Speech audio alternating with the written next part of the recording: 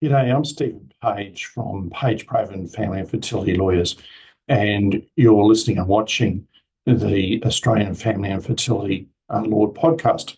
I welcome the news from Senator Larissa Waters from the Greens, saying that the Greens will remove the surrogacy exclusion of Medicare. Currently, under Medicare, and this has been the rule since assisted reproductive services have been funded by Medicare since 1991, surrogacy is excluded. Now, back in 1991, surrogacy was frowned upon in some parts of Australia, such as Queensland. All forms of surrogacy were illegal.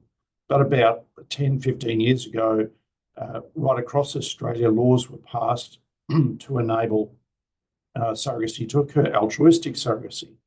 But for some reason, this exclusion, like the guest who wouldn't leave, remains there.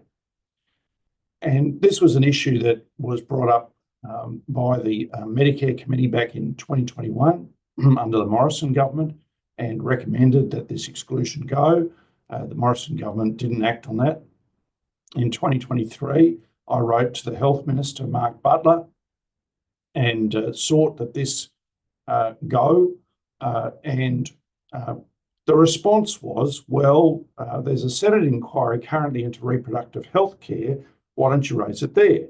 So I raised it there, and to Larissa Waters' amazement, I said that the Health Minister's response was to take it up with the inquiry, which was a surprise to her, and she said that, in effect, that they'd been thrown under the bus. I'm delighted that the Greens have taken this up. I hope that the majors take this up. I am surprised, but I'm disappointed, but not surprised, I should say, that the Courier Mail, which reported on that this morning, the Thursday before Easter, that this would cost the taxpayer $4.5 billion, got that completely wrong. The cost of removing this exclusion, because I've looked at it, is less than or about $1 million a year. So really a drop in the ocean stuff. For those who are going through surrogacy, it represents a huge burden. And to put it in perspective, if you're doing an IVF cycle, the IVF cycle, if covered by the taxpayer, will cost the couple about $10,000 or $12,000 and cost the taxpayer about $5,000. So that's what we're talking about, $5,000 per couple per cycle, not $4.5 billion.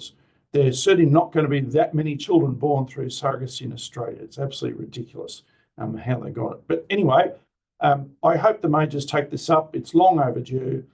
The government keeps coming back with, well, this is a legislative issue. It's not, it's in a regulation. It's not a legislative issue.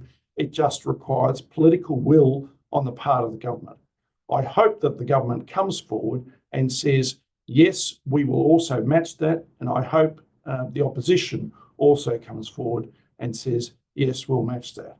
Those who are going through surrogacy, whatever their sexuality, it doesn't matter, ought to deserve that. They shouldn't be excluded because of an outdated, ill-moted exclusion that has been around, hanging around like the guest who wouldn't leave since the 1990s. Thank you for watching and listening. I'm Stephen Page from the Australian Family and Fertility Law Podcast.